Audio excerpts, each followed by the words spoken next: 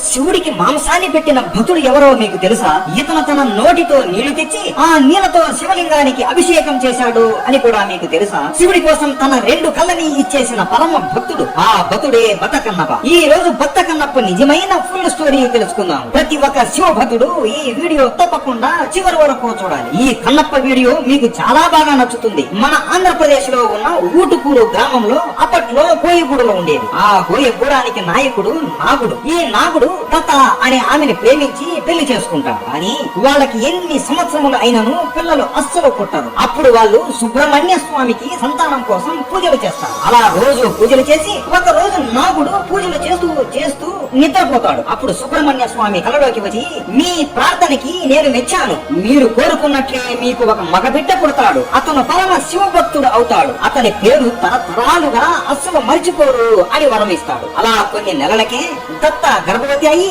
ఆమెకి ఒక మగబిడ్డ జన్మిస్తాడు. ఆ కొడుకుకి తిన్నడు అని నామకరణం చేస్తారు. వీళ్ళు అందరూ వేటగాళ్ళు కాబట్టి నాగుడు తిన్నడికి చిన్నప్పటి నుండి ఎలా వేటాడాలి, ఎలా జంతువులని చంపి దాని మాంసాన్ని ఎలా కోసి తినాలి అనే విద్యలు అన్ని నేర్పిస్తాడు. అలా తిన్నడు ధనుర్ విద్యలో తిరుగులేని వేటగాడు అవుతాడు. ప్రతి రోజు వేటకు వెళ్లి జంతువుల్ని చంపి ఆ మాంసాన్ని ఇంటికి తెచ్చి అందరికీ పంచేవాడు. కానీ తిన్నడికి దేవుడి మీద అస్సలు నమ్మకం అనేది ఉండదు. తన గూడెంలో ప్రతి ఒక్కరూ అలాగే తన స్నేహితులు కూడా అందరూ బండరాళ్ళని కొలుస్తూ ఉంటారు. తన స్నేహితులు తిన్నడిని ఆలయానికి ఎప్పుడు పిలిచినా కూడా నేను రావడం ఏంటి, ఒక బండరాయిని కొలవడం ఏంటి అని తప్పించుకునేవాడు. అలా చిన్నప్పటి నుండి ఒక్కసారి కూడా ఆలయానికి వెళ్లి ఉండడు. ఒక రోజు తిన్నడు తన స్నేహితులతో వేటకు వెళతాడు. అలా వెళుతున్నప్పుడు తన 2 స్నేహితులు తిరిగి ఇంటికి వెళ్లేటప్పుడు పక్క గూడెంలో ఒక శివాలయం ఉంది. అది చాలా పవిత్రమైనదంట.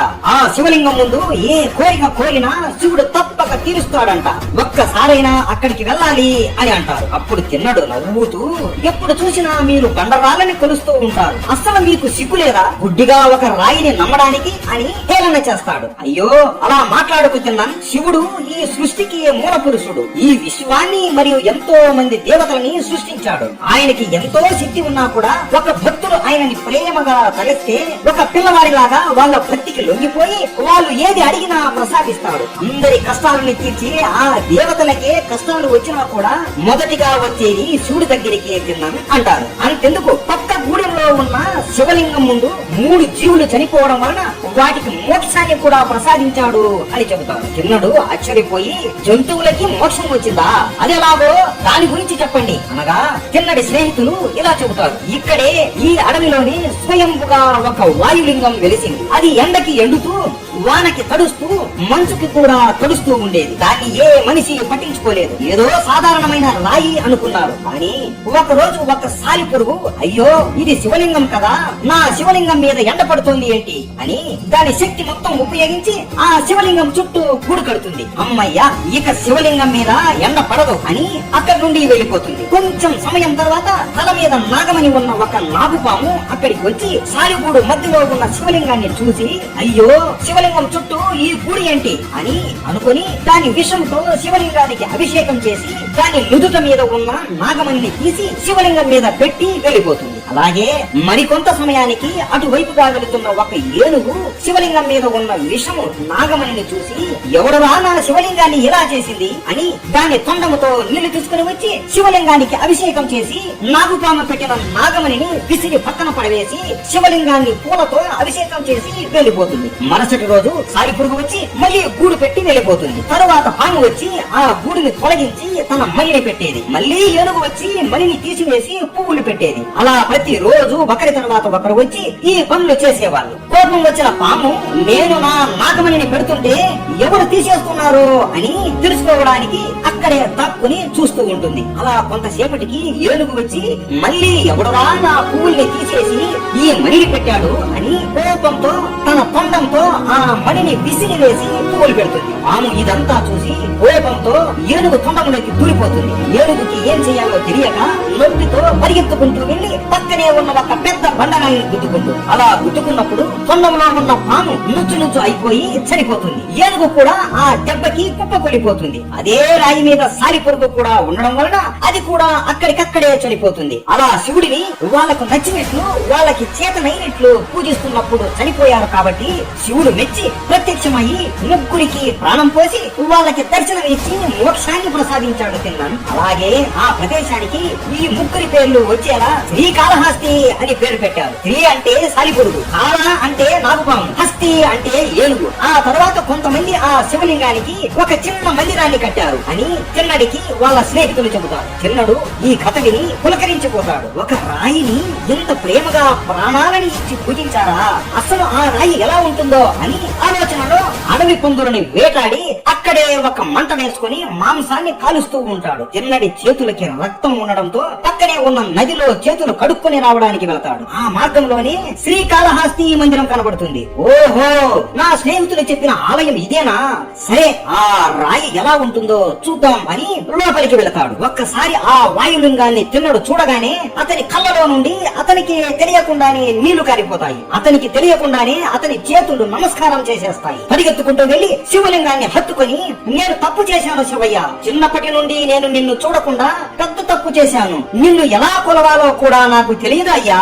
నువ్వు ఎప్పుడు తిన్నావో ఏమో, ఉండు నీకు తినడానికి ఏమైనా తీసుకుని వస్తాను అని పరిగెత్తుకుంటూ తన స్నేహితుల దగ్గరికి వెళతాడు. వేటాడిన అడవి పంది మాంసాన్ని తీసుకుని పక్కనే ఉన్న నదిలో నుండి నీళ్లు కూడా తీసుకొని పోదాం అని చేతుల్లోకి నీళ్లు తీసుకుంటుంటే కొన్ని అడుగులకే చేతుల్లో ఉండే నీళ్లు కారిపోతాయి. అప్పుడు తిన్నడు నోట్లో ఎన్ని నీళ్లు అయితే పడతాయో అన్ని నీళ్లను ఉంచుకుని చేతుల్లో మాంసాన్ని పెట్టుకుని శివలింగం దగ్గరికి వెళతాడు. నోట్లో ఉన్న నీళ్ళని శివలింగం మీద పోసి అభిషేకం చేసి, నీళ్ల తప్పికి తిరిందా శివయ్య, ఇదిగో నీ కోసం ఆహారం కూడా తెచ్చాను అని పంది మాంసం శివలింగం ముందు పెడతాడు. అని కొంతసేపటికి శివుడు ఆ మాంసాన్ని తినకపోవడంతో, ఏమి శివయ్య, నేను తెచ్చిన మాంసం నీకు నచ్చలేదా, నీకు తినడం రాదా, ఉండు నేను మంచి ముక్కని తీసి తినిపిస్తాను అని ఒక ముక్కని తీసి అతను రుచి చూసి, ఆహా ఇది భలే ఉంది, ఇది తిను అని శివలింగానికి పెడతాడు. అని అప్పటికి శివుడు తినకపోవడంతో తిన్నడు బాధపడుతూ ఏడుస్తూ దుఃఖంతో, నాకు అందరిలాగా పూజలు చేయడం రాదు అయ్యా,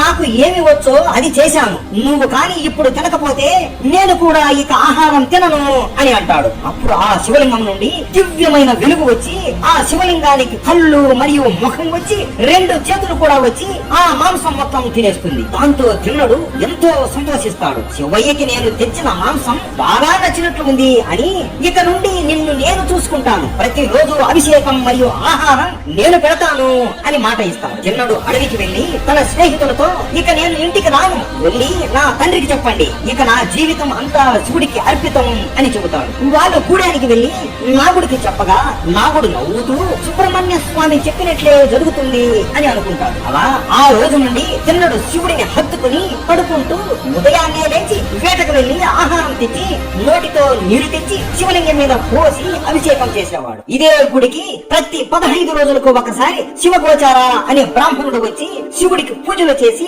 నైవేద్యం పెట్టేవాడు. ఆయన ఇంటి నుండి ఈ గుడి చాలా దూరం కావడంతో 15 రోజులకు ఒకసారి వచ్చేవాడు. ఒక రోజు తిన్నడు వేటకి అడవికి వెళ్లిన సమయంలో శివగోచార వస్తాడు. శివలింగం ముందు ఉన్న మాంసపు ఎముకలు మరియు అడవి పువ్వులను చూసి కోపంతో, ఎవడుగా నా శివుడికి ఇలా చేసింది, గుడి లోపలికి ఎవడు మాంసాన్ని తీసుకుని వచ్చింది అని కోపంతో అటు ఇటు చూస్తూ ఊగిపోతాడు. అలా కోపంతో గుడి మొత్తం శుభ్రం చేసి శివలింగానికి అభిషేకం చేసి పువ్వులతో అలంకారం చేసి వెళ్లిపోతాడు. తరువాత సాయంత్రం తిన్నడు వేట నుండి మాంసాన్ని అలాగే తేనెని తీసుకుని ఆనందంతో తేనెతో అభిషేకం చేసి మాంసాన్ని ప్రసాదం లాగా పెడతాడు. శివయ్య తిను, ఈ రోజు వేట చాలా బాగా జరిగింది అని ఆనందంతో అంటాడు. మళ్ళీ శివలింగానికి ముఖం చేతిలో వచ్చి మాంసం మొత్తం తినేసి తేనెని తాగుతుంది. ఇలా కొన్ని నెలలు జరుగుతుంది. తిన్నడు మాంసాన్ని పెడుతూనే ఉంటాడు. శివగోచార 15 రోజులకు ఒకసారి ఆలయం మొత్తం తుడుస్తూ శుభ్రంగా ఉంచుతాడు. ఇక శివగోచారికి ఓపిక నశిస్తుంది. ఈ రోజు ఎలాగైనా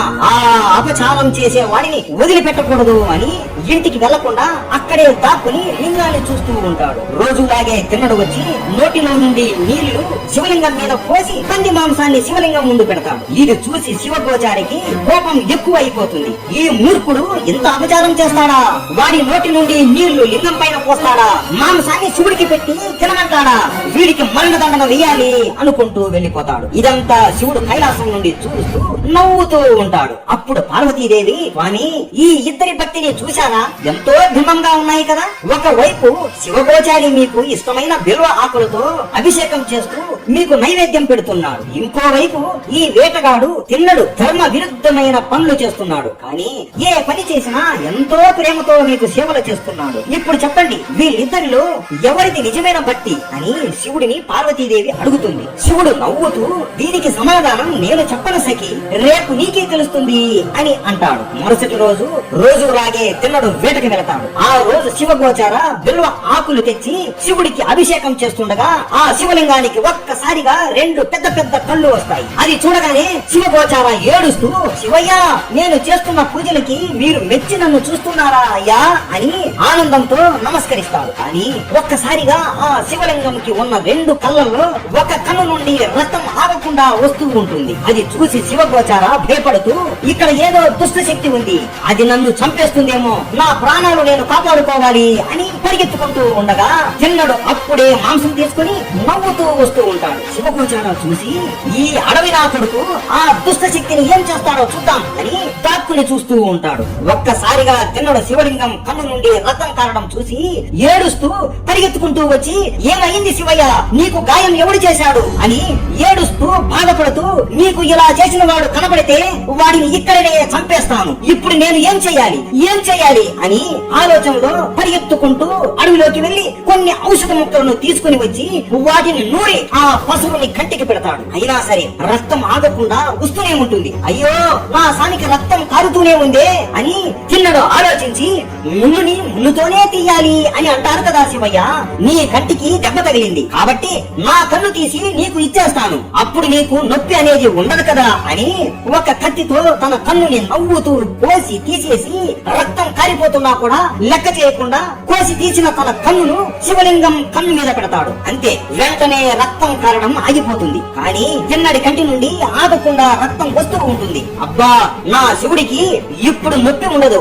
అని నవ్వుతూ నమస్కరిస్తాడు. కానీ వెంటనే శివలింగంకి ఉండే రెండో కన్ను నుండి కూడా రక్తం ఆగకుండా వస్తుంది. అప్పుడు తిన్నడు నవ్వుతూ, ఇప్పుడు నాకు ఏం చేయాలో తెలుసులే స్వామి అని రెండవ కన్ను కోస్తూ ఉండగా, ఇప్పుడు నేను నా రెండవ కన్ను కూడా తీసేస్తే ఈ కన్ను శివలింగానికి ఎక్కడ పెట్టాలో నాకు ఎలా తెలుస్తుంది అని లేచి తన కాలిని రక్తం వస్తున్న శివలింగం కంటి మీద పెట్టి తన రెండవ కన్నుని కూడా కోసి తీసేసి శివలింగానికి పెట్టేస్తాడు. అలా పెట్టేసి, శివయ్య నా స్వామి అని శివలింగాన్ని హత్తుకుంటాడు. ఇదంతా అక్కడే దాక్కుని ఉన్న శివగోచార చూసి తిన్నడి భక్తికి ఆశ్చర్యపోయి అక్కడికక్కడే మూర్చిపోతాడు. తిన్నడికి రక్తం ఆగకుండా వస్తూనే ఉంటుంది. ఇక అతను కింద పడిపోతూ ఉండగా ఒక చెయ్యి వచ్చి అతన్ని పట్టుకుంటుంది. అదే శివుడి చెయ్యి. శివుడి అక్కడ ప్రత్యక్షమయ్యి తిన్నడిని తన రెండు చేతులతో నవ్వుతూ పట్టుకుంటాడు. నా కంటి నుండి రక్తం వస్తుంది అని నీ గురించి ఆలోచించకుండా నాకు నీ రెండు కళ్ళని ఇచ్చావు చూడు, నువ్వు కదయ్యా అసలైన భక్తుడివి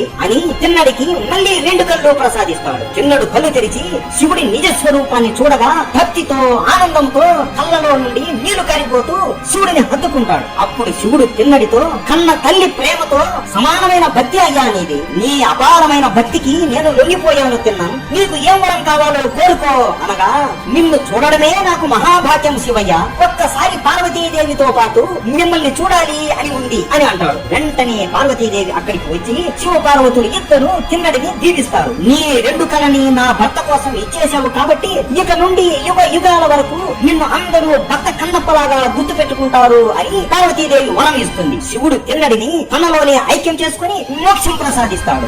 ఈ కథను బట్టి మనకు ఏమర్థమైంది? మనకు దేవుడిని పూజించడం రాకపోయినా సరే, గుడికి ఒక్కసారి కూడా వెళ్ళకపోయినా సరే, మీకు దేవుడి పైన నిజమైన భక్తి మనసులో ఉంటే చాలు, సాక్షాత్తు ఆ దేవుడు మీకు మోక్షాన్ని ప్రసాదిస్తాడు అని అర్థం చేసుకోవచ్చు. ఇది నిజమైన కన్నప్ప కథ. మీకు ఈ వీడియో నచ్చింది అని భావిస్తున్నాం. ప్రతి ఒక్క శివ భక్తుడికి ఈ వీడియో షేర్ చేయండి. ప్రతి ఒక్కరికి నిజమైన భక్త కన్నప్ప కథ తెలియాలి. అందరూ శివయ్య అని కామెంట్ చేయండి. ఓం నమః శివాయ.